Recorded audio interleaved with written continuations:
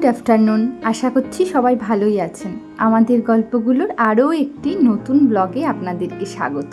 এখন বাজে দুপুর 2টো আর আজকের ব্লগটা এখন থেকে শুরু করছি।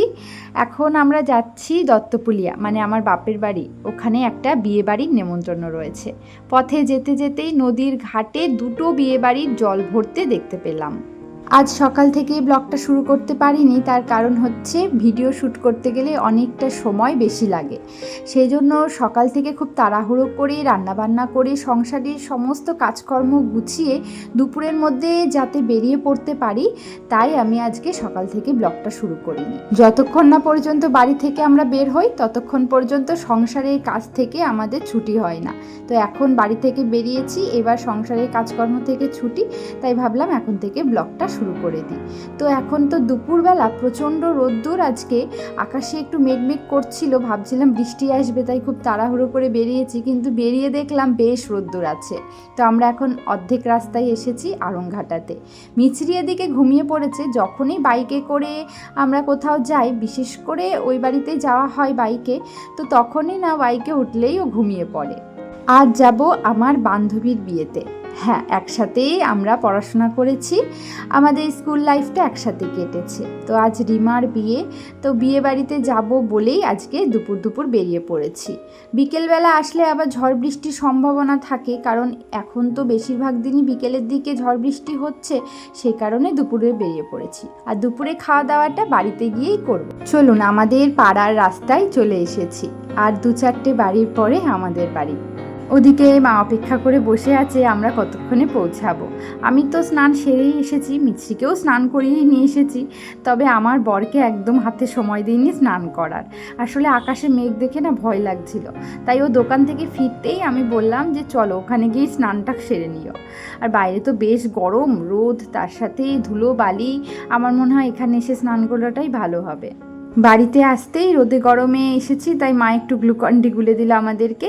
তারপরেই চলে এলো দুপুরের খাবার। আজ মা নিরামিষ রান্না করেছে, কাঁচকলা ভাজা, টক ডাল, সব সবজি দিয়ে একটা তরকারি, আর সাথে একটু বড়ার তরকারি, মানে ওই বড়া করে আলু দিয়ে একটা তরকারি করেছে। তো এখন বিকেল হয়ে গেছে, আর আমি তো এখানে এসেই ভুরুটা প্লাক করলাম, কারণ এই কয়েকদিনেই ভুরু প্লাক করতে যাওয়ার মতো না সময় হয়নি। আসলে আমি তো রানাঘাটে যাই, সেই জন্য আর কি রানাঘাটে এই কদিনের মধ্যে যাওয়া হয়নি। তো আমি একদমই খুব বেশি মেকআপ করি না, আর আমার কাছে না মেকআপ করা সেরকম কিছু নেইও। অনেক দিন আগেকার ওই একটা ল্যাকমি ফাউন্ডেশন ছিল, ওটা দিয়ে আমি যখন ওই বিয়ে বাড়িতে যাই তখন একটু মেকআপ করি। তো মেকআপের জিনিসপত্র কেনা হয়ে ওঠে না। আমাদের মতো গৃহিণীদের ওই সংসারের জিনিসপত্র কিনতে কিনতে না মেকআপের জিনিসপত্রগুলো কেনার মতো আর অবস্থা থাকে না। আর আমরা তো বেকার, আমরা টাকাই বা পাবো কোথায়? নিজেদের হাত খরচ বলে তো আমাদের কিছু থাকে না, যে নিজেদের হাত খরচের জন্য আমাদের কাছে টাকা থাকে সেটা দিয়ে মেকআপের কিছু জিনিস কিনবো, সেটা আর হয়ে ওঠে না। এই যে দেখুন, এই আইশ্যাডো প্যালেটটা অনেক আগেকার, দেখেই বুঝতে পারছেন অনেক বছর আগে এই প্যালেটটা কেনা হয়েছিল। এই প্যালেটের বেশ কয়েকটা কালার কিন্তু শেষের দিকে, খুব কমই আমি ইউজ করি, যখন ওই বিয়ে বাড়িতে যাই তখনই। তাছাড়া এমনি অন্য কোনো অনুষ্ঠানে গেলে অতটা সাজগোজ করা হয়ে ওঠে না। তবে আমার কাছে যেহেতু মেকআপের সেরকম দামি জিনিসপত্র কিছু নেই, মেকআপের কোনো টুলসও নেই, সেই জন্য এই যে হাত দিয়ে আমি যেটুকু যা মেকআপ করার করে নিচ্ছি। আমি ওই প্যালেট থেকেই একটু ব্লাশ, একটু হাইলাইটার সব কিছুই করে নিচ্ছি। সবসময় দামি ভালো কোম্পানির প্রোডাক্ট দিয়েই কিন্তু মেকআপটা করা উচিত, কিন্তু আমাদের ওগুলোর কেনা হয়ে ওঠে না, তাই ওই ঘরে যা রয়েছে সেটা দিয়েই কিন্তু একটু মেকআপ করে নিচ্ছি।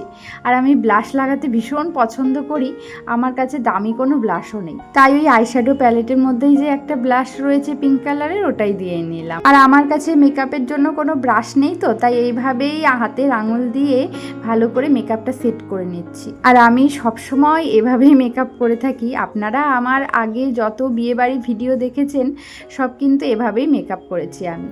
খুব যে খারাপ লাগে তা নয়, মানে অতটা সুন্দর হয়তো লাগে না, বা পুরো দামি মেকআপগুলো যেভাবে মুখের সমস্ত কিছুকে ঢেকে দিতে পারে এটাতে সেটা হয় না, তবে দেখতে মোটামুটি খারাপ লাগে না, আমার কাছে এটাই বেশ লাগে। তো আমরা তিনজনেই রেডি হয়ে গেছি। মাঝে বেশ ঝড় বৃষ্টি হলো, মোটামুটি 1.5 ঘন্টা মতন কারেন্ট ছিল না, তাই মাঝের যে সাজগোজগুলো আপনাদের সাথে আর দেখাতে পারিনি। লিপস্টিক, কাজল এগুলো ওই অন্ধকারেই মানে যেটুকু আর কি আলো পেয়েছি তো সেটুকুতেই করে নিয়েছি। আর বাকি যেটুকু সাজ আগে সেজেছিলাম সেটুকু তো আপনাদের সাথে দেখিয়েছি। তারপর এই যে এই শাড়িটা পরে নিয়েছি, এটা মায়ের একটা শাড়ি, আর সাথে ভাইকে দিয়ে বাজার থেকে একটা ফুল কিনে আনিয়েছি। 1.5 ঘন্টা ঝড় বৃষ্টিতে বাইরের পরিবেশটা একেবারেই অন্যরকম হয়ে গেছে। বাইরে বেশ একটু ঠান্ডা ঠান্ডা আবহাওয়া, আর বৃষ্টিতে সত্যি কথা বলতে যেতে ইচ্ছা করছে না, তবে বান্ধবীকে কথা দিয়েছি যাব। আর ভাবছি অত দূর থেকে যখন এসেই পড়েছি এখানে যাব বলে, তাহলে আর বাড়িতে বসে থেকে কী বা করব, তাহলে যাই ঘুরেই আসি। এখন তো বৃষ্টি পড়ছে না, দেখা যাক, খুব বেশি সময় ওখানে থাকা হবে না, যাব একটু দেখা করে খাওয়া দাওয়া করে বাড়ি ফিরে আসবো। তো আমরা বিয়ে বাড়িতে পৌঁছে গেছি, আর এসে দেখলাম বান্ধবীর সিঁথিতে সিঁদুর পরানো হয়ে গেছে। আসলে গোধূলি লগ্নের বিয়ে ছিল, সেই জন্য খুব তাড়াতাড়ি বিয়েটা সম্পন্ন হয়ে গেছে।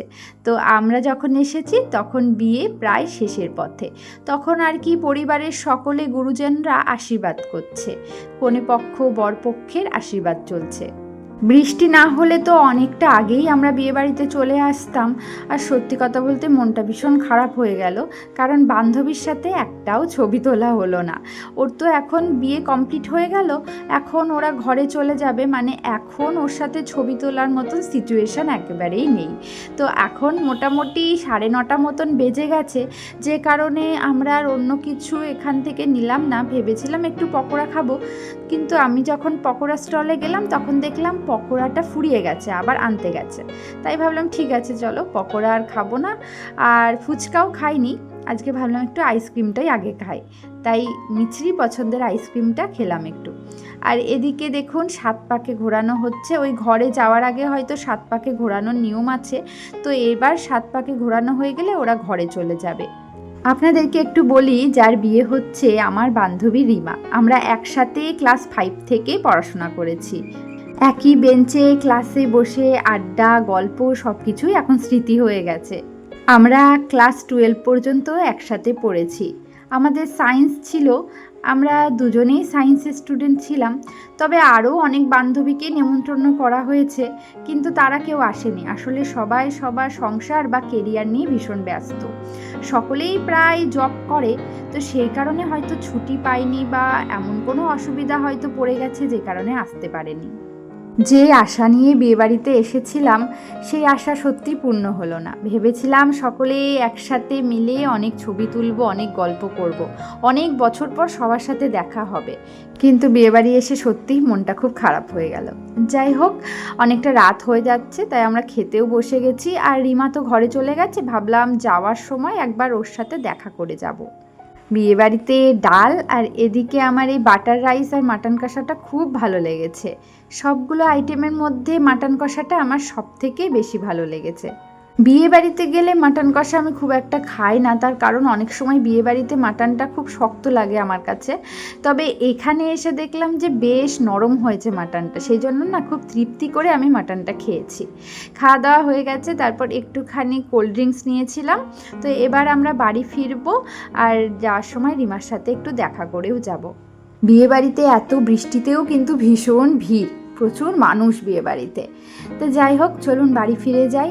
এত কষ্ট করে সাজগোজ করে বিয়েবাড়িতে আসার পরে যখন এই সাজগুলো খুলতে হয় না, তখন মনটা কেমন খারাপ লাগে। আমার তো সাজগোজ খুলতেই ইচ্ছা করে না, কারণ আমি সাজতে ভীষণ ভালোবাসি। তো যাই হোক, আশা করছি আজকের ব্লগটি আপনাদের ভালো লেগেছে।